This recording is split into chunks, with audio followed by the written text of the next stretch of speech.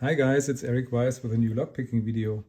Today I have a very special lock that has been fascinating me for a long time and that I've always wanted to pick. It's the Fichet F3D and this cylinder was kindly given to me by a French locksmith in France. Compared to a standard Euro cylinder, already the size of the cylinder itself is impressive, and also the key is larger than normal, and it's probably the most weird looking key that I've ever seen.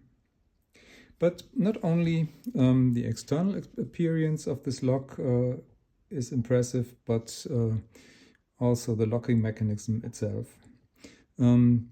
Basically, it consists of 6 tumblers in a row that interact with 2 gear wheels each, and the gear wheels in turn interact with 2 tooth racks that are tightly connected with the housing. We will see that later on when I will gut this thing.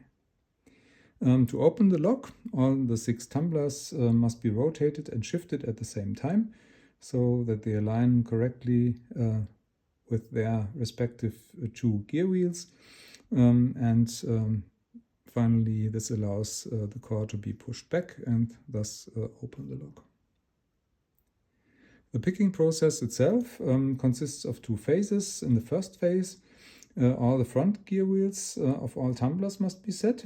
In this phase, the tumblers can basically be rotated and shifted independently.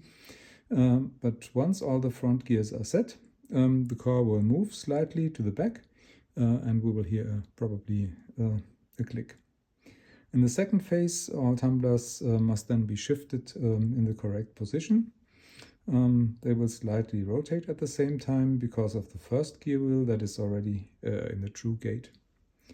In both phases, we will apply pressure from the front so that the first tumbler pushes either against its gear or against the next tumbler. The same also applies to all other tumblers in the row, so that we will always be looking for the last tumbler that binds, because that's the one that pushes against its gears. We will then try to set this one to the least binding position. Afterwards, we can check the tumblers further back. If one of those is binding, we will work on that one. Otherwise, we can go further towards the front, and eventually no more tumblers will be binding and we will have the open. But I think that's enough theory for now. So let's put this thing in a vise and see if we can get it picked. Okay, the F3D is now in the vise with the indoor cylinder facing the camera, and the key works perfectly.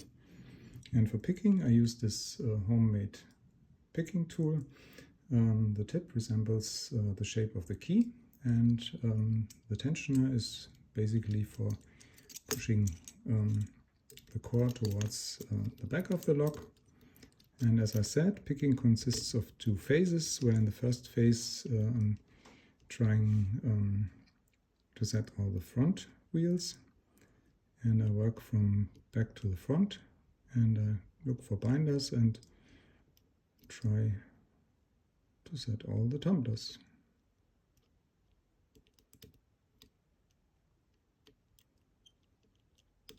In fact, we have only 5 active tumblers here.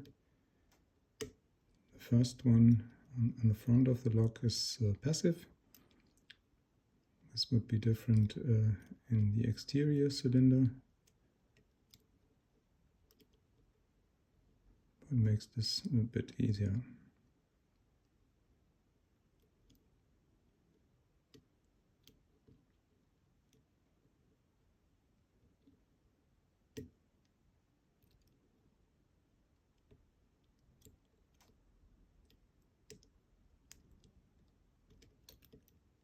This already feels quite good.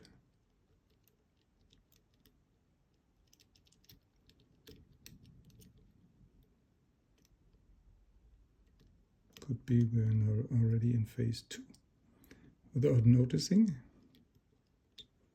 but I'm not sure.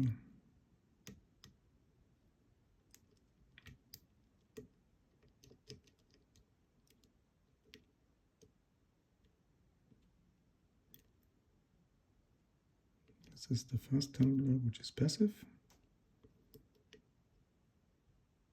can be rotated with no effect.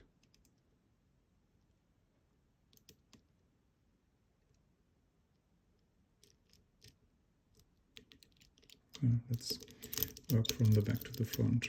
Number 6 is loose. Number 5 is also loose. Number 4 is loose. Number 3 is binding. That's the one that needs to be set.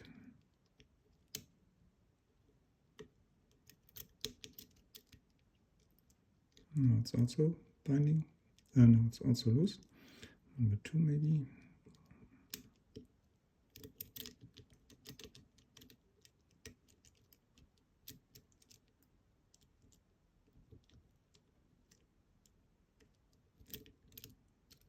Number 6, number 5 is loose, number 4 is now binding.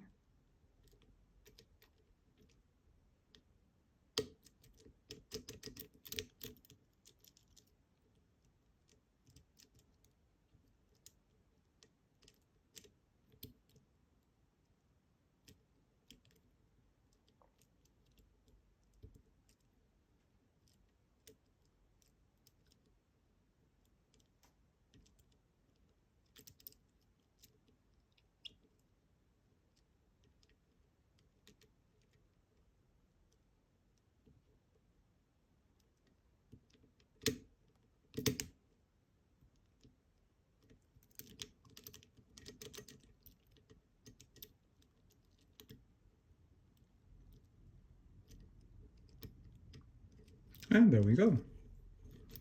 That was faster than expected. So let's put this out again. Cutting of this one is not so easy, but I've made some preparations so that it should no longer be a problem.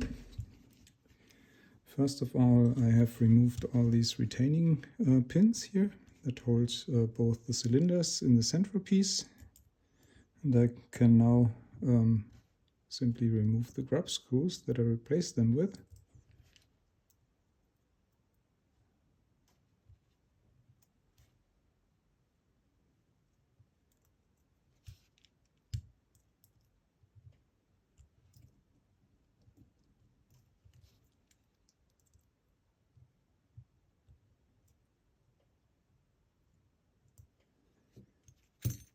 And this is the centerpiece, and this is the exterior part with the centerpiece.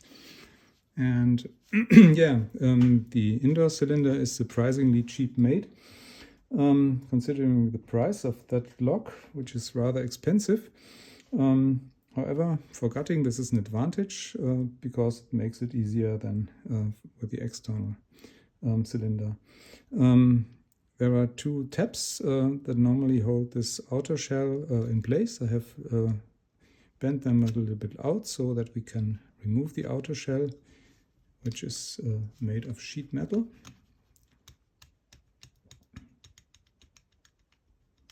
It's rather thin, and you can see that it shows some wear already. Yeah, now we see the inner shell that is made of cast metal and can simply be taken apart. Consists of two halves, and inside we find the actual locking mechanism. And for further cutting this one, it's a good idea to insert the key. Now we can first remove this ring here. And there are two parts that are key retaining. And now we can insert the cylinder and can push the cylinder to the back. And now we see that these two bars on the top, on the bottom, keep everything together, and they not only hold these gear racks here that interact with the gear rings, but also connect the front piece with the tail piece and allow for compressing that one and thus opening the lock. So the two parts of this interior housing are normally riveted together, but I have removed these rivets here so that they can also be taken apart quite easily. Put that aside for now, and what we now see is the actual gears and tumblers, and I also remove the other one and put it aside. And now, yeah, we see the tailpiece, which we will examine further later, and all the tumblers with their wheels in place. Let's arrange that a bit. Let's see. Okay, I will remove the tumblers and the gear wheels one by one.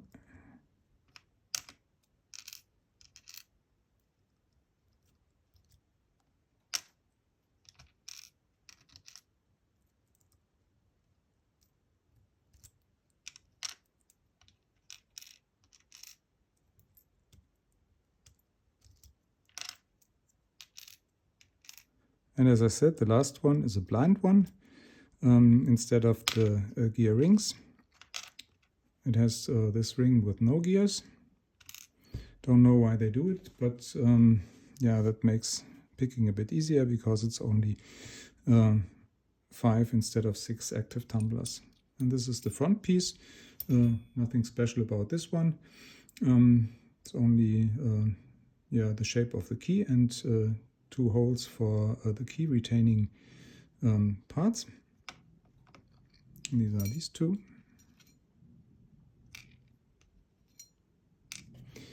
And the tailpiece consists of 2 parts that are linked together, and yeah, this is actually the part that interacts with the cam, and in the closed position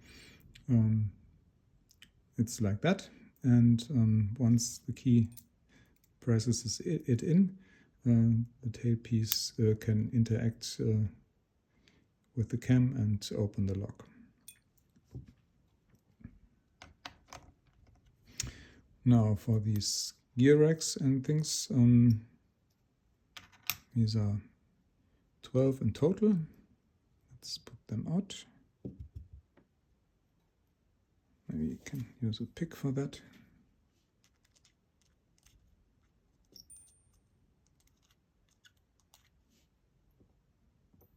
And there we go. Oops. Let's put this here and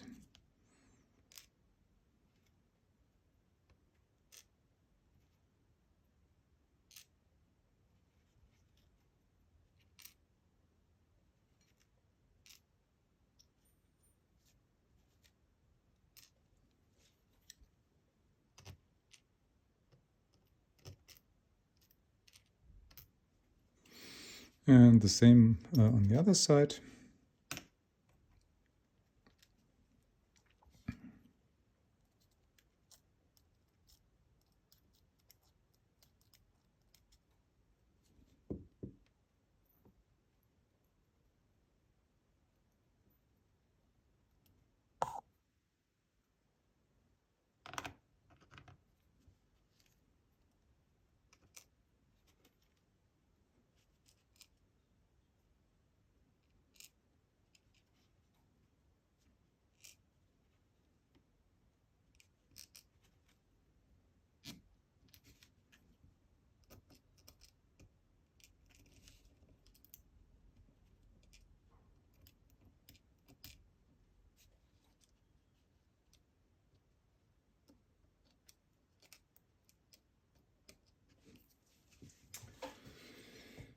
So here we go. That's the Fichet F3D indoor cylinder, picked and gutted. I think the outdoor cylinder will follow soon. Has some more challenges, but I think it can be done. In any case, this is a really cool lock. that provides challenges on many levels. And I hope you enjoyed this video, and thanks for watching, and see you all next time. Bye bye.